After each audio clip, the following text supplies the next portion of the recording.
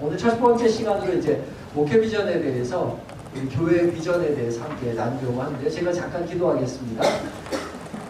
하나님, 우리 한영교회에 우리를 주의 도구 삼아 주시고 함께 일하자 초대하여 주셔서 감사합니다.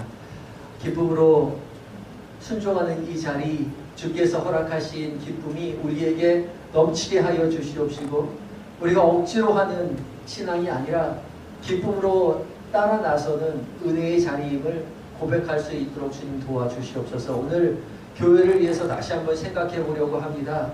우리가 늘 평생 몸담고 있는 교회, 어떻게 해야 하나님 기뻐하시는 교회 공동체로 세워갈지 돌이켜보는 시간 되게 하시고, 저희에게 지혜를 주시옵시고, 저희에게 더 큰 은혜를 허락하여 주셔서 이 자리가 하나님이 이끌어 주시는 자리임을 믿음으로 고백하게 하여 주시옵소서. 예수님의 이름으로 기도드립니다. 아멘. 일단 옆 사람하고 인사했습니까? 하셨죠. 정말 수고 많으셨습니다. 오늘 아침 일찍부터 저녁 늦게까지 교회를 위해서 헌신해 주셔서 감사합니다. 교회를 우리가 생각할 때 늘 그런 이야기 하죠. 교회는 이제 건물이 아니라 사람이다, 이런 거 하잖아요. 우리 함께 모여 예수 그리스도를 주라 시인하는 사람들의 모임이 에클레시아, 교회입니다. 그럼에도 불구하고 교회는 모여 있으면 어떻게 해야 돼요? 의자를 펴야 되고, 그쵸?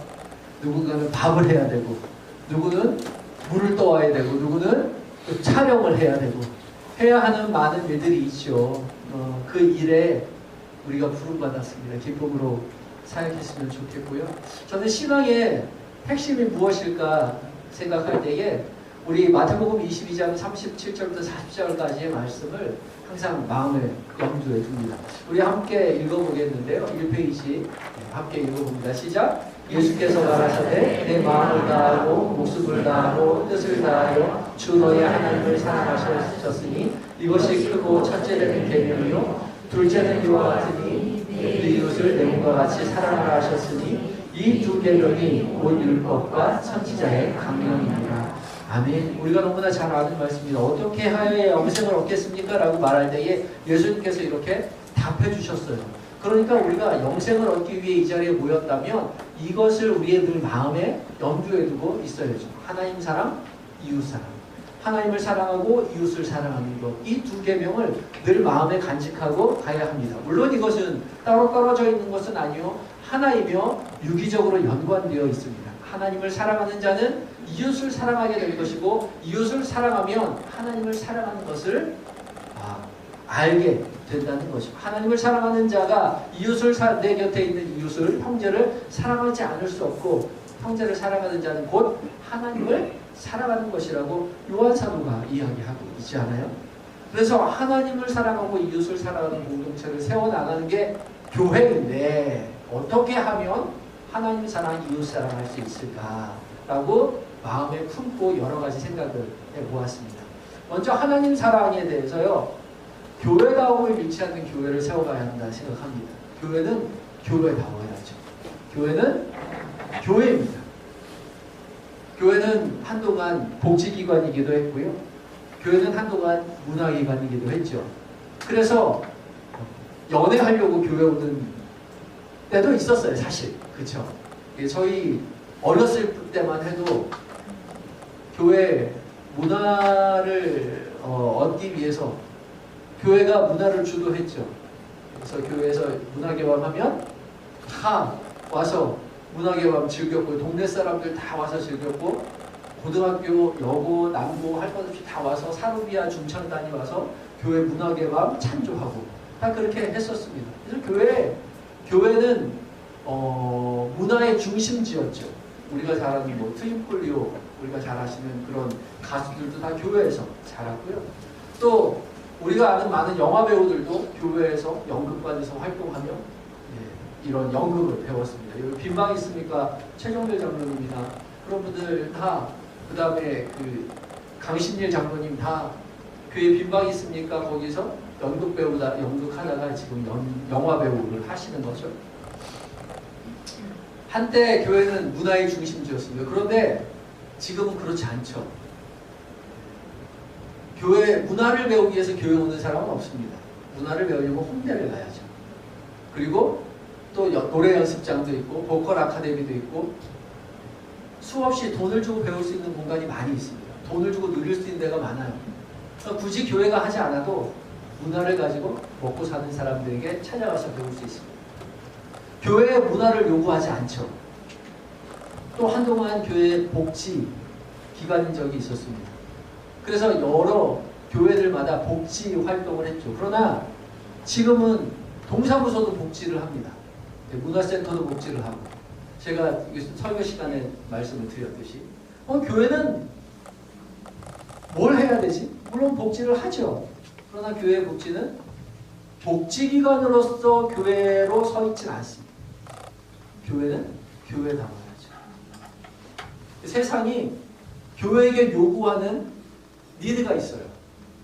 우리에게 문화를 가르쳐달라 이야기하지 않고 복지를 하라고 이야기하지 않죠. 교회는 교회의 모습으로 서라 이야기합니다. 어디 가서 배울 수 없고 교회 가서만 배울 수 있는 곳이 무엇이 있을까? 하나님의 사랑. 그렇죠? 영혼을 구하는 은혜의 자리. 세상에서 아무도 줄 수 없는 영혼의 구원을 교회만 줄 수 있어요. 그건 홍대 가도 없고요. 복지기관 가도 없어요. 우리의 영혼을 구할 수 있는 은혜의 자리. 영적 도피성이 교회가 되어 주어야 한다는 거죠. 그래서 우리 한영교회가 이제 어디로 가야 합니까? 카페를 하고 유치원을 하고 체육관을 짓고, 물론 좋아요. 그러나 정말 중요한 것은 영적 도피성으로서 자기 자리매김해야 한다는 거죠.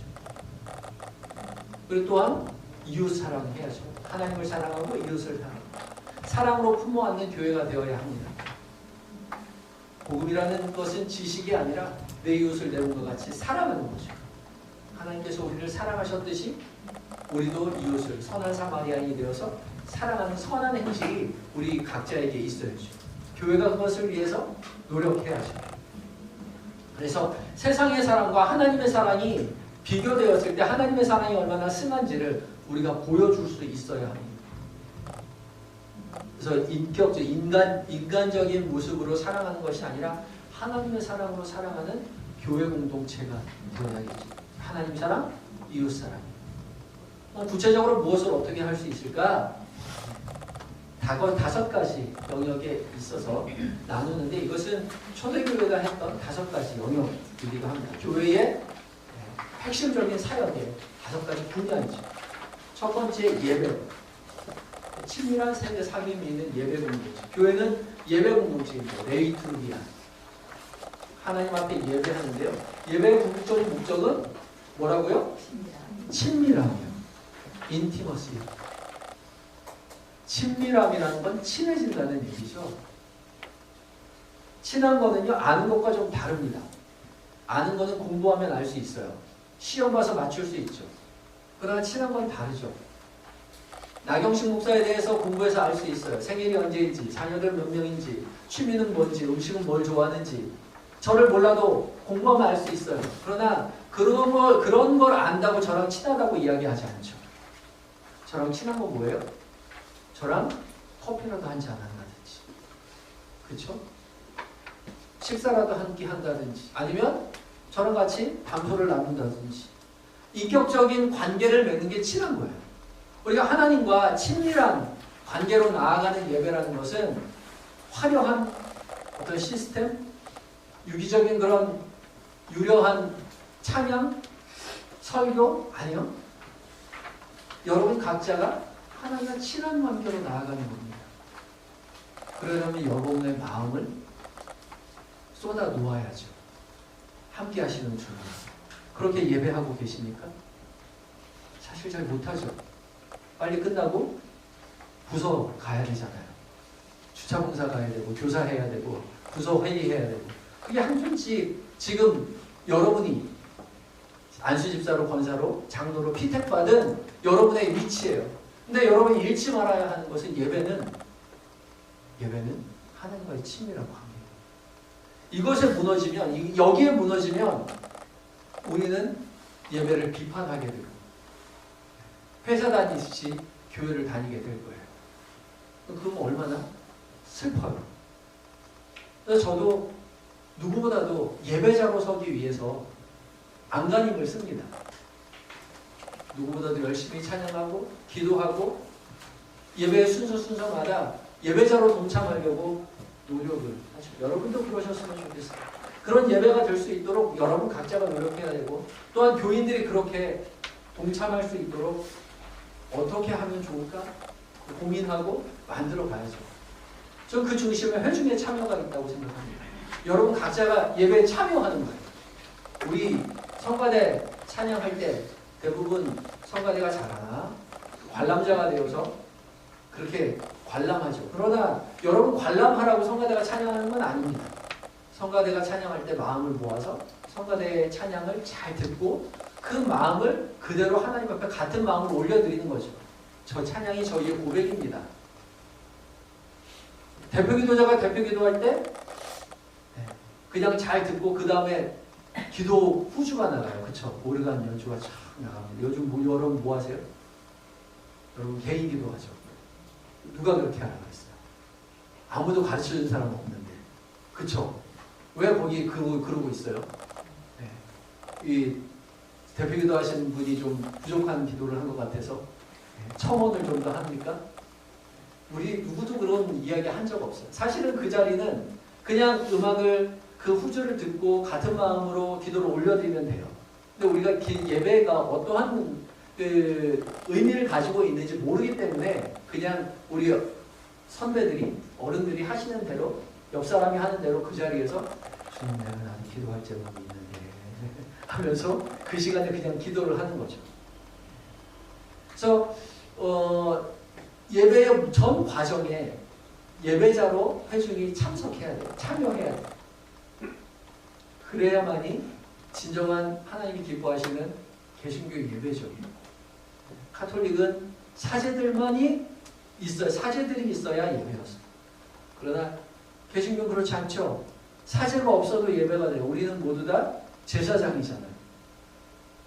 그 피를 흘리면서 지켜냈던 회중의 참여, 그 참여를 늘 지켜내시는 여러분들이 되셨으면 좋겠어요. 목회자들에게, 성가대에게, 그 반주자들에게, 대표기도자에게 맡기지 마시고 여러분 각자가 예배의 자리에 참여할 수 있으면 좋겠고 그런 예배로 만들어 가셨으면 좋겠어요. 그래서 우리 교회 예배에 대해서 그런 관점에서 바라는 것이 있다면 무엇이 있을까 한번 생각해 볼 수도 있겠죠. 또 우리 두 번째 예배 공동체 말고 또 두 번째 우리는 선교 공동체이기도 합니다. K교만. 올해 선교회 했기 때문에 제가 몇 번 말씀드렸죠. 사랑하면 자랑하게 되고 자랑하면 더욱더 사랑하게 됩니다. 도를 전하는 것이 아니라 내가 사랑하는 주님을 기쁘게 전하는 것이 억지로 하는 프로그램이 아니에요. 전도는 유명 행사 유명이 초청해가지고 앞에 이 사람도 예수 믿으니까 믿으시라고 할 시기는 지났어요. 이낙훈 아저씨가 예수 믿는지 잘 모르겠는데 강신일 장로님이 예수 믿으니까 나도 예수 믿어야지. 그런 시대는 지났어요. 그렇죠? 김혜자 권사님이 예수 믿으니까 나도 예수 믿어야지. 그런 시대는 지났죠. 예전엔 그랬어요. 그것이 중요했습니다. 유명한 사람 예수 믿으니까 당신도 예수 믿으면 유명한 사람이 될 수 있어요. 아니요, 그렇지 않습니다. 우리가 예수 믿는 것을 전하는 것이 전도이죠. 우리 교회 나오라고 이야기하려고 우리 교회 사람들이 나와서 자랑해야죠. 사실 그렇잖아요. 우리 한영교회 오세요라고 전도하려면 우리 한영교회 사람이 나와서 내가 우리 한영교회 다니는데 얼마나 행복한지에 대해서 얘기를 해줘야죠. 그래야 우리 한영교회 나올 맛이 나죠. 그렇죠? 강신일 장로님이 전도 프로그램에 오셔가지고 교회가 너무 좋다고 얘기하는 강신일 장로님 다니는 교회 가야죠. 동순교회 가야죠. 온누리 교회 가고 그렇게 해야 되는 거 아니에요? 네가 가는 교회 나도 한번 가보자. 우리 교회 한번 와봐. 그렇게 기쁘게 전하는 게 전도여야 합니다. 또 선교요. 선교는 오늘 선교사님 말씀하신 대로 타문화권에 가서 복음을 전하는 거죠. 전도랑은 조금 다른 의미를 가지고 있습니다. 예수님의 지상 명령이죠. 필수입니다. 반드시 해야 돼요. 옵션이 아닌 거죠. 우리에게 복음을 전해주신 선교사님들이 없다면 우리는 선교사가 될 수 없겠죠.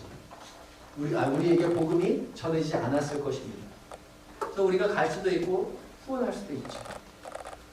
그래서 선교를 우리 모두 동참해야 합니다. 또 교회를 세우는 것이 전부가 아니라 교회가 그곳에 있다면 그 교회로 인해서 그 지역이 변화되는 그런 선교를 할 수도 있어야 하겠죠. 그래서 많은 곳에 이리저리 다니는 것보다도 한 중심 지역을 정하고 그 지역에 장기적으로 교회가 지원함으로 그 지역을 통해서 그 교회를 통해서 그 지역이 살아나는 경험을 하는 그런 선교도 우리가 준비해야 할 것입니다. 그래서 그렇게 생각하고요. 그래서 질문은 우리 교회 자랑하고 싶은 것. 우리 교회 와봐라고 얘기할 때 우리 교회에 자랑할 만한 게 있나? 다른 교회보다 우리 교회가 뭐가 좋지?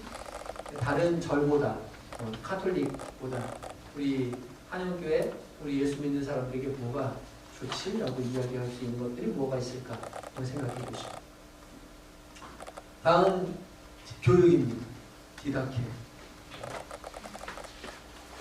교회는 그리스도에게 분부한 모든 것을 가르쳐 지켜야 된다고 이야기했는데 성도는 믿음으로 구원을 받았다고 고백하지만 평생을 걸쳐서 성화의 과정을 거치죠.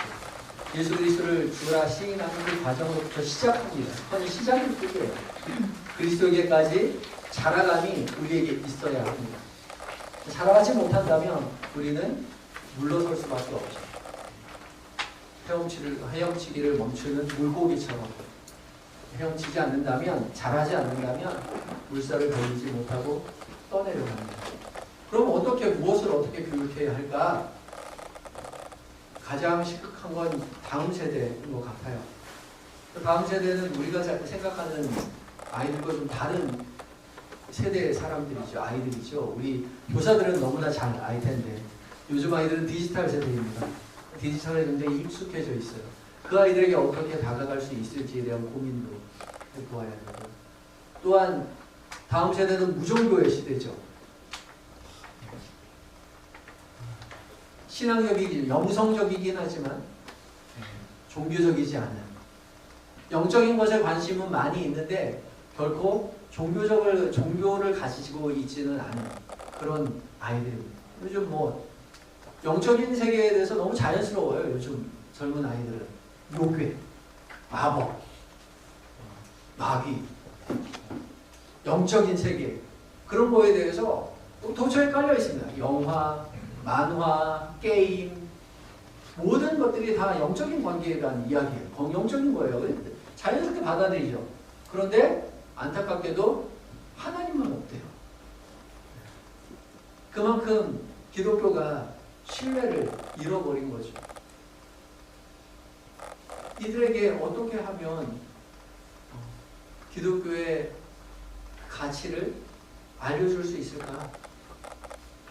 또 반대로 과학과 이성으로 맹신하는 과학적인 것에 늘 이성적인 것과 합리적인 것에 늘 익숙한 아이들에게 이성 넘어 있는, 우리는 비이성이 아니라 초이성의 신앙을 가지고 있는 거죠. 이성이 이해할 수 없는 하나님. 이해할 수 있다면 그건 하나님이 아니죠. 이해할 수 없는 하나님을 우리는 어떻게 믿음으로 고백하며 걸어가고 있고 그것을 어떻게 이해시킬 것인가, 아이들에게 가르칠 것인가, 또 노력해 고민해 보아야겠죠. 또 다음 세대는 자기중심적인 세대입니다. 이기적이라고 이야기할 수 있지만 아이들은 혼자 자라고 그렇기 때문에 공동체 경험이 부족해요. 함께 살아가는 세상을 교회가 만들어주고 가르쳐주고 이끌어주어야 하죠. 그래서 저는 그 어와나를 좀 많이 강조합니다. 어와나 자체가 또래 아이들과 함께 더불어서 잘하고 함께 그런 프로그램이기 때문에 그러기도 하고, 근데 청소년부가 이제 1학년부터 중1부터 고등학교 3학년까지 제가 합쳤으면 좋겠다는 말씀을 드렸는데, 제가 있었던 동숙교회에서는 중학교 1, 2, 3학년이고요. 고등학교 1학년은 4학년이라고, 그 다음에 고등학교 2학년은 5학년이라고 부르고, 고등학교 3학년은 6학년이라고 그렇게 다 불러요. 그래서 4, 5, 6학년이 되면 1, 2, 3학년 아이들을 데리고 다니는 거예요. 예, 초등학교도 마찬가지죠. 이 통합교육을 하니까 초등학교 1학년부터 6학년까지가 같은 그룹입니다. 그래서 이 아이들을 어떻게 가르쳐요? 1학년하고 6학년 놓고 어떻게 성경 공부합니까? 어렵지만 또 합니다. 5학년이 되면요, 저희 아이들이 5학년 됐을 때 집에서 사탕을 챙겨갔어요. 1학년 애들 떠들지 못하도록 자기네가 돌봐야 된다고. 고등학교 2학년, 3학년 되면 청소년부를 자기네가 리드를 해야 된다는 것을 알고서 아이들을 품어 왔습니다. 그러니까 이 아이들이 6년을 같이 살다가 청년부에 올라가니까 청년부에 올라가도 낯선 사람이 아무도 없는 거예요. 6년 동안 같이 본 사람이에요. 근데 3년을 끊어놓으니까 중3에서 고1로 올라가면서 떨어지고요. 6학년에서 이제 중학교 올라갈 때 떨어지고, 중학교에서 고등학교 올라갈 때 떨어지고, 고등학교에서 대학교 올라갈 때 떨어져요, 아이들이. 근데 6년을 같이 있으니까 항상 보던 형들이니까 자연스럽게 데리고 올라가더라고요. 그리고 또 데리고 올라간 그 아이들이 고스란히 교회학교로 내려가서 교회학교 교사를 하고 있더라고요. 그래서 그 경험이 저는 되게 좋은 것 같아서 공동체 경험을 좀 더 쌓아주고 싶어서 제가 청소년부 1학년부터 중1부터 이렇게 같이 했으면 좋겠다 말씀을 드려서 가고 있습니다. 이제 얼마 되지 않았지만 공동체성을 어떻게 하면 키워갈까? 물론 단점도 있겠지만 그것을 우리가 같이 고민하고 같이 만들어가야 되지 않을까라고 생각이 듭니다. 또 교육 공동체로서 우리가 생각해 보아야 할 것이 또 고령화죠. 노년 교육이 필요합니다. 그래서 유치원 다 허물고 거기에 양로원 짓는다고 이야기를 많이 하는데, 우리가 노년 정말 어렵게 교회를 지켜오신 우리 권사님, 노권사님들, 장로님, 우리 안수 집사님들인데, 은퇴한 이후에 교회의 뒷방에서 그냥 물러서서 계시는 것이 아니라 이분들이 교회 안에서 어떻게 여생을 잘 자립하게만 할 수 있을지에 대한 죽음을 두려워하지 아니하고 죽음 하나님 나라 바라보며 여생을 지낼 수 있을지를 우리 젊은 사람들이 함께 고민하고 또 그것을 같이 풀어내야 하는 게 우리가 해야 할 몫이 아닐까?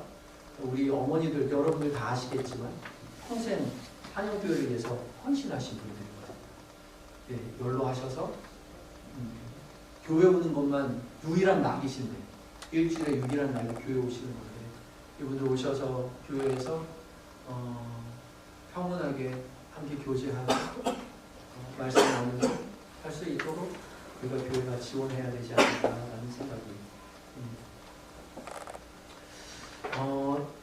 그래서 생각해 볼 것은 우리 교회가 더 힘써야 할 교육의 영역이 무엇인가. 시간이 너무 금방 가네. 코미노니아, 우리 공동체로 부르셨죠. 그래서 우리는 반쪽짜리 인생에서 서로 의지하는 존재입니다. 어떻게 교제하며 살아가야 할까? 시대적인 이해를 좀 해야죠. 그래서 지금은 가족 중심의 시대입니다. 예전에는 남선교회 다 연령별로 떨어졌죠. 아이들은 교회학교 가고, 아빠는 남선교회 가고, 엄마는 여전교회 가서 아침부터 저녁까지 다 구석구로 떨어져 있다가 저녁에 다시 모여서 집으로 갑니다. 교회에서 서로 못 만나요. 근데 지금은 그렇지 않죠.